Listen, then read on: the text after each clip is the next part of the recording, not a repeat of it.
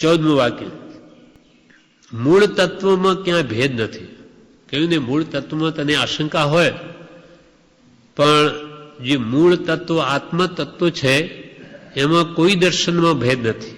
આસ્તિક મતોમાં, નાસ્તિક તો આત્માને માનતા જ નથી, પણ આસ્તિક મતવાળા બધા આત્માને માને. આત્માની માન્યતામાં ભેદ નથી, પણ દ્રષ્ટિમાં ભેદ છે, દ્રષ્ટિકોણમાં ભેદ છે. એટલે કૃપાલદેવ કે મૂળ તત્વમાં ક્યાંય ભેદ નથી. એટલે ભિન્ન ભિન્ન મત દેખીએ ભેદ દ્રષ્ટિનો એ એક તત્વમાં ના મૂળમાં વ્યાપ્યામાનો તે. એક તત્વના મૂળમાં તો બધા આત્મતત્વને માને, પણ દ્રષ્ટિ ભિન્ન ભિન્ન છે. કોઈ આત્માને નિત્ય કહે, કોઈ અનિત્ય કહે, કોઈ ક્ષણિક કહે, કોઈ કુટસ્થ નિત્ય કહે. આ પ્રમાણે એમની માન્યતામાં ભેદ છે. બાકી આત્મા તત્વને તો બધા આત્મા તો છે એમ માને છે. એ મૂળ તત્વમાં ક્યાંય ભેદ નથી, માત્ર દ્રષ્ટિમાં ભેદ છે. માત્ર દ્રષ્ટિ કી ભૂલ હૈ, એટલે દ્રષ્ટિકોણમાં ભેદ છે. અને તે અજ્ઞાનના કારણથી છે. આત્માનું જ્ઞાન થયું નથી, અનુભવ થયો નથી, એટલે એમની માન્યતામાં આ ભેદ છે.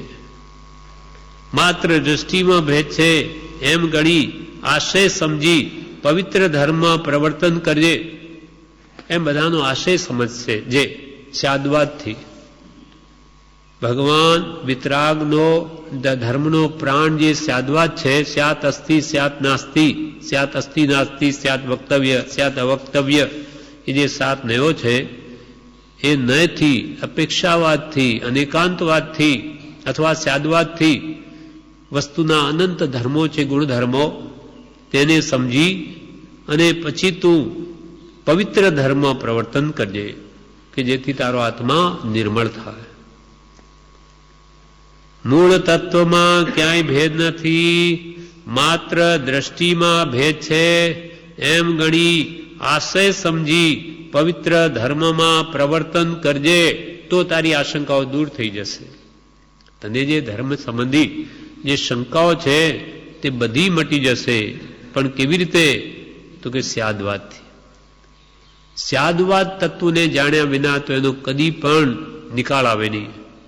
કેમ કે અનંત ગુણધર્મો છે, એ કોઈ એક સાથે કહી શકાય નહીં વસ્તુના, પણ સ્યાદવાદથી બધા ગુણોને નિસ્પષ્ટતાથી એનું વર્ણન કરી શકાય છે. એટલે તારે જો ધર્મ સંબંધી આશંકાઓ રહેતી હોય તો ભગવાન વિતરાગોએ જે સ્યાદવાદ કે અપેક્ષાવાદથી એ બધા જ તત્વ સમજી અને તું પવિત્ર આત્મધર્મમાં પ્રવર્તન કરજે. પછી 15મું વાક્ય,